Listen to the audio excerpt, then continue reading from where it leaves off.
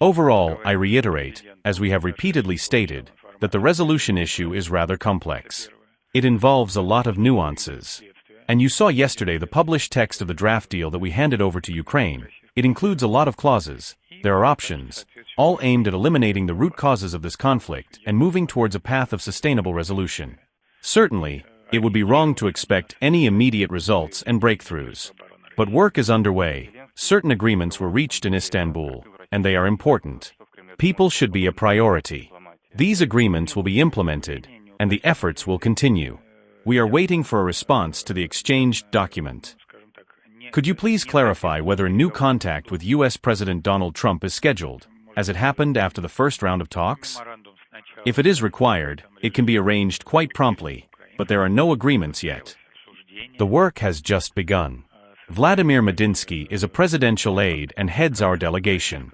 These positions speak for themselves. Does the president plan to hold a phone conversation with Turkish President Recep Tayyip Erdogan? Same answer as about Trump. They may have a promptly arranged phone call if necessary, though it is not on the present schedule for the next few days. The White House announced that Donald Trump is ready for a trilateral meeting with Vladimir Putin and Zelenskyy. Is such a meeting possible anytime soon?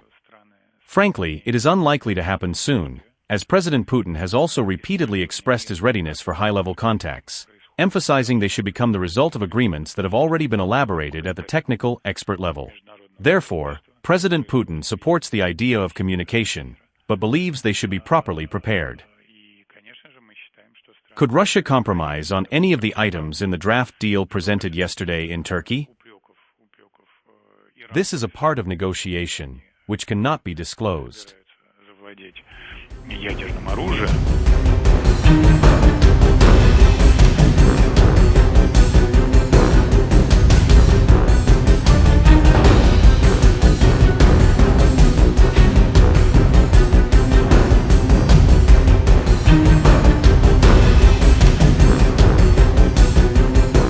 President Erdogan, President Trump, President Putin, and President Zelenskyy meet in Istanbul. Is that something that President Trump would support and would be partaking? Well, the president has said he's open to it if it comes to that, but he wants both of these leaders and both sides to sit down at the table together. And we saw them do that at the urging of President Trump today. But as for how the president feels about those talks and what took place there, I'll let him speak on that.